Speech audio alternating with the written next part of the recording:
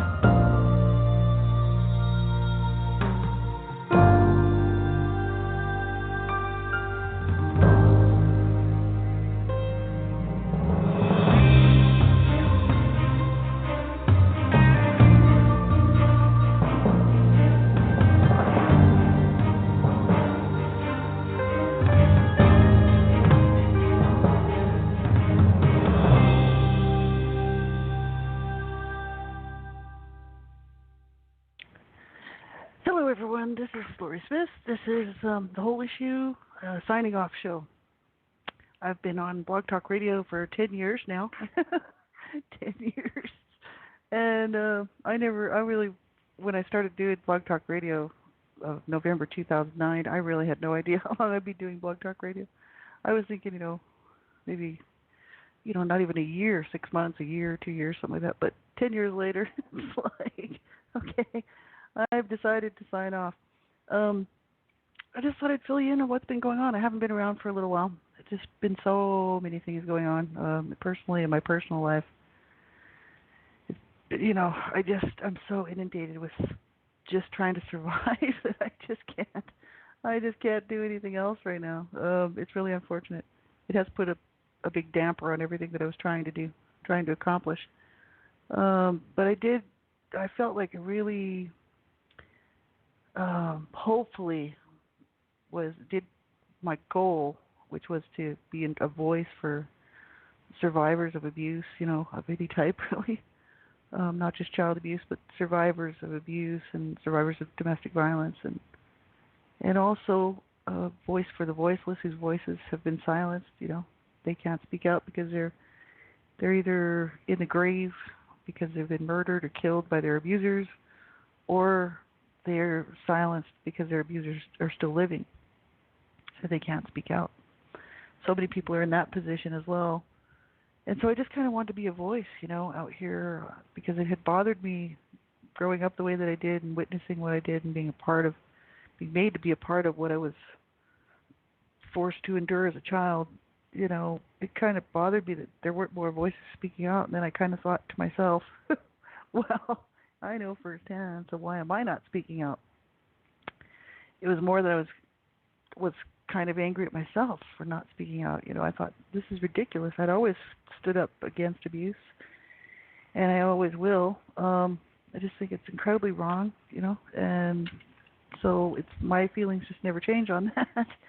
But, that was sort of what it was. I just thought, I can speak out. I've got a voice, and I can use it.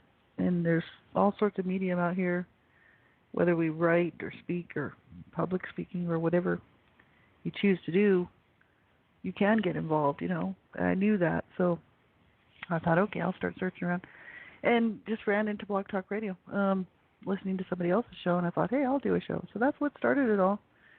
And it soon became my healing journey, really, a huge part of my healing journey, being able to speak and talk about things that I had never dealt with before.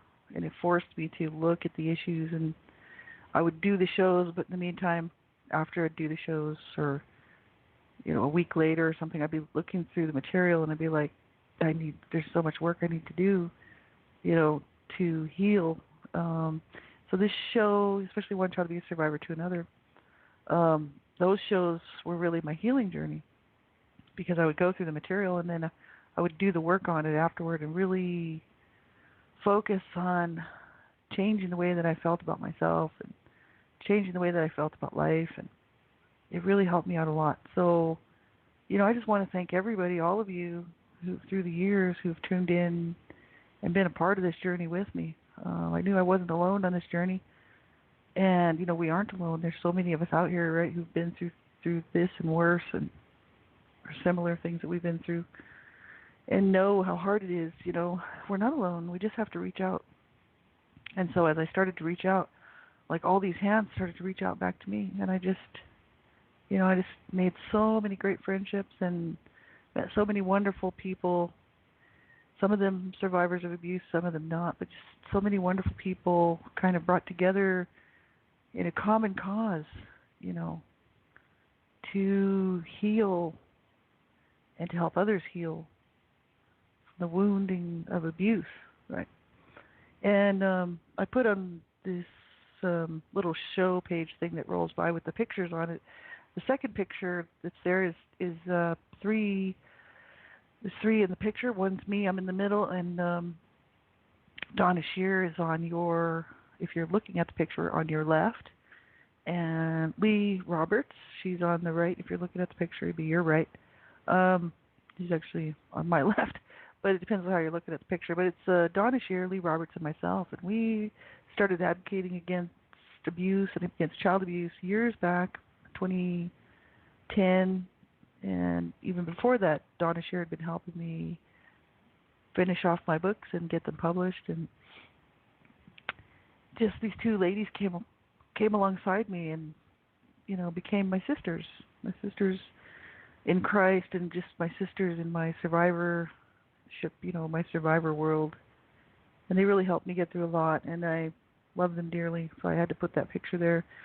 And we went to Paso Robles with Dream Catchers for Abused Children, and it was just an amazing time. It was an amazing trip, and that was one accomplishment that I just thank them for taking me along with them to do this. But we got to go to the Paso Robles Film Festival for the State and Fate of Children, and this was back in 2010. So it was just amazing. It was an amazing time. I just met, like I said, so many people, so many wonderful people doing great work. And there were so many things that, that I wanted to do and couldn't do. And my husband, who at the time, we were sort of on again, off again in our relationship, anybody who knows us knows. We were separated here and there for a few years, and but he became my husband, a common law husband, in actually not too long before he passed away, 3 years before he passed away. But at the time, he was very, very sick with cancer when we went to that State and Fate Paso Robles Film Festival, and he was sick for a couple of years there. Really, they weren't really sure if he was going to live another 2 months. Even, they were saying about 2 months, that if the treatment didn't work, even less than that. But it worked, and he survived. And he made it to. We made it to 2018, August 4th, 2018. So there was a lot of things that I wanted to do and I couldn't do because his health really was. He was the most important person in my life. But he was the love of my life, and he was my best friend. And so I needed to be there for him. But he was so gracious and so aware of the situation. He knew about my situation being abused, and he knew how important this work was for me, and he knew how much better I was getting doing the work and doing these shows, and he could see the changes that were coming over my life. He knew that for a long time I was not coping well and really struggling, and there really wasn't anything he could do. He was just trying to be there for me, but he couldn't really help me because he wasn't abused. He didn't know really how to go about helping me out. So, and I didn't know either. I didn't know anything about how to get help. I didn't trust anything really. So he could see the changes as time went on, and he was really pleased and happy that I wrote those books and got them out. And he was my number one supporter for sure. And I would say he was my number one fan for sure. And I just loved him dearly. So yeah, there was a lot of things that I know I wanted to do but couldn't do, and it just wasn't as easy just to say, okay, I'm going to sign up for these speaking engagements and take off and do these things, because I needed to be there for him. I needed to be able to help him out, and so that really his health was the all important thing. It's sort of just the way it had to be. Priorities. And I think we made the right decisions all the way through. It's like I said, it's a person can only do what they can do, right? I mean, there's only so many hours in the day. I was working full time as well. So I was working full time as well as trying to do all this stuff, and I kind of wore myself out actually, and I knew I was burning the candle at both ends for many years, as I wasn't sleeping because I was very alert because Cecil would fall down in the middle of the night and have to call the ambulance, and it's always have to keep an ear for him. He needed if you needed help in the middle of the night, you had to be able to be there, right? So I kind of burned the candle at both ends, and I knew that I was doing it. And would I change it? No, I wouldn't change it. I wouldn't, to me, it was all important that I could do that for him and also continue to work and continue to stay busy, because longevity for me was never in the picture anyway. I really never considered myself, I never thought of myself even living to be 50. So I just hit 54, actually this month. So I never thought I'd be hit 50. So it's kind of, I'm just sort of feel like I'm on borrowed time anyway. But I wouldn't change any of that, and I'm just so thankful for the support that I received while I was doing all of these shows, and especially from members of NASCA, NAASCA, National Association of Adult Survivors of Child Abuse. That's had a CEO founder William Murray. He used to go by Bill Murray, Bill Murray Jr., but now he's going by William Murray, and he's got a new talk show going on too, as well as they're still doing the Stop Child Abuse Now here on SCAN, the Stop Child Abuse Now program here on Blog Talk Radio. But now he's got another thing going just himself, because he's very interested in all sorts of things, and he's doing Purple Radio. So you can check that out. Just type in Purple Radio, William Murray. You'll find it. Great stuff. Anyway, great support from those guys. They're my family, my NASCA family, and I never really got to do what I wanted to do with them as well. I had a lot of hopes to be able to get more involved with the NASCA family and help other survivors, as well as just get more involved. And I just haven't been able to. I just can't. I'm barely hanging in there myself. So I'm like, I just don't have any means to get involved with anything right now. So that's kind of the past 10 years. I really tried the best I could to do what I could with my voice and the time that I had, and like the books that I wrote, people would say, "Oh, you just wrote those because you wanted the money and stuff." Well, I donate the money that I make from those books, and I don't make much from them because nobody wants to read about abuse. But the money that I do make, which is very little, I actually donate it to not-for-profits. And right now, I'm donating it to NASCA, NAASCA, the NASCA family, because they're all volunteers, and that's the same with Donna Shear and Lee Roberts. They have the Advocates United for Humanity. We started that a long time ago. And they're still running that, and that's all not-for-profit volunteers. So, I'd like to support them too. So many great groups doing wonderful things, but these just happen to be my friends. But there's just only so much a person can do. But I really tried the best I could to get involved and use my voice, and that's all we can do. Really, is our best. And at the end of the day, it has to be enough, There's only so much you can do. So presently what's going on is, my life is just in turmoil. Well, all summer I've been looking for a full-time job, because I knew this job that I had, a part-time job, I just got laid off from. It was a great little job, but it just never had the amount of hours that I needed, and also it required me to stand on my feet and stand on my legs for quite a few hours during the day, which I needed a sit-down job because I'm really broken. So I just went for x-rays and stuff a couple weeks ago, and my legs, my hip and my ankle are are starting to break down because they were already broken. So they're really broken with surgery and pins and metal and all sorts of hardware in there. So I'm starting to fall apart. And then my heart's no good. So I knew that when I was 30. Um, so I've had some problems with my heart. But the thing is I won't get the test results for another 10 days. But I have no idea what's going on. But in the meantime, I need a sit-down job, and I can't find one. No, nobody will hire me. I'm just getting too old and too broken down. They can see me when I come in for the interview. They're like, "Oh boy, you know, do we want to choose a 30-year-old who's healthy or this old broken down woman?" No, right? So I'm not getting any jobs. I just got laid off from my one part-time job, so now I have no. I've used all my savings. I have Cecil passing away like that. I mean, I had to use all my savings. I basically have nothing left. So I have no resources, so I'm basically going to be homeless here in about a month or less. No, I'll be a month and a week or two. I'm sure that my landlady won't kick me out on the street right away.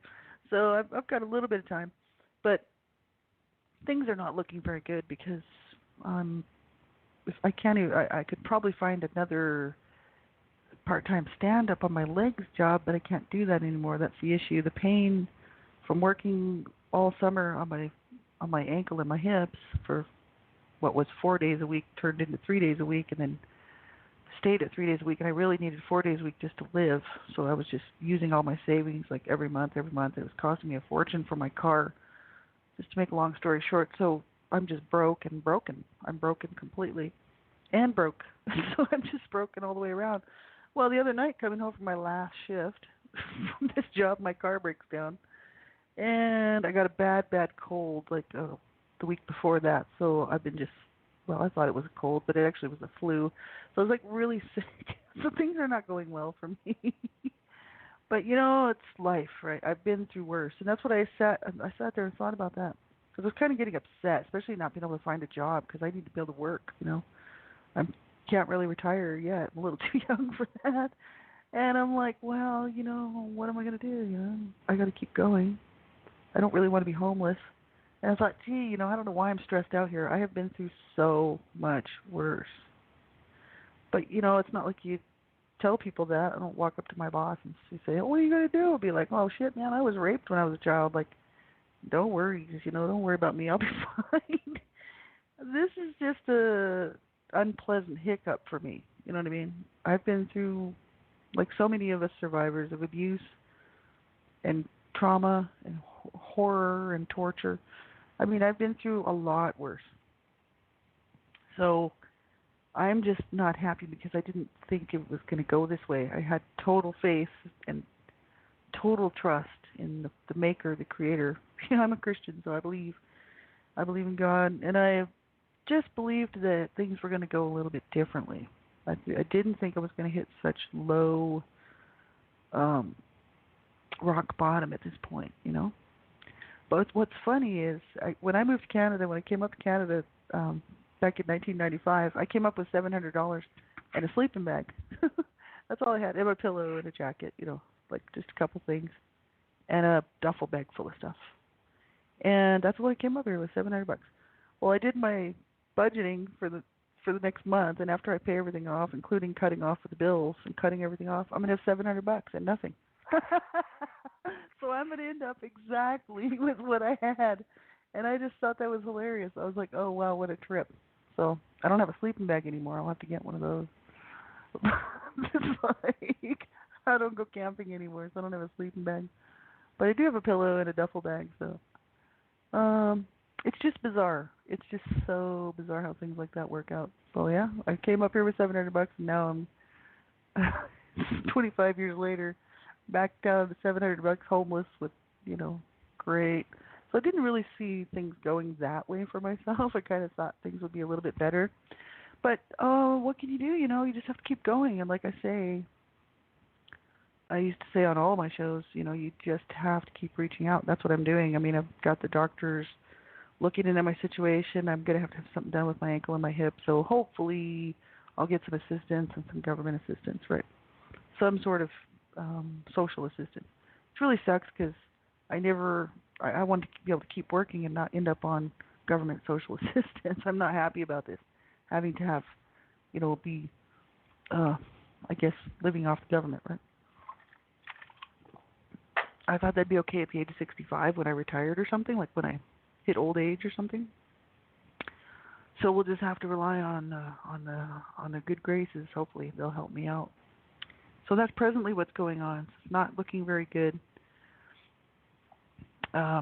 If my leg turns out to be cancerous, which I think it is, I think I've got cancer in my leg because it's a bad situation. The bad leg with my ankle broken and everything, and the bad hip. I think it's cancer because cancer eats your muscles, eats the flesh away, and I've got a huge section of my leg like withering away. So I just didn't care for so long because I was too busy looking for a job and too busy trying to help Cecil stay alive, my husband. So I kind of just didn't worry about it, but now it's time to worry about it. I don't think I'm going to survive amputation, so this is the issue. So I'm just not sure where this is going to go, but I'm totally comfortable with the fact that I made it this far. Never thought I'd make it this far. Sometimes hear my mom's voice rolling around the back of my head. Oh, you should have never been born. I should have killed you when you were a baby, and, all the horrible things that she did to me and said to me. And I'm still here. And I'm like, you know what? I'm not a quitter, and I'm not giving up.